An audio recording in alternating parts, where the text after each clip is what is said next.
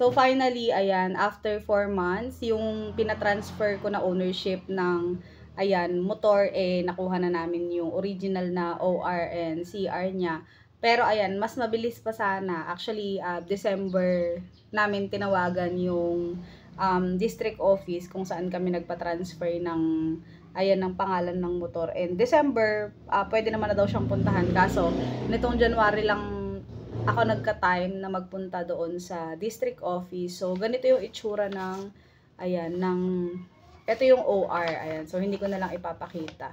Naka-print lang siya sa bond paper, parang half, no? Wala pang half ng bond paper. Ganito na yung itsura ng OR.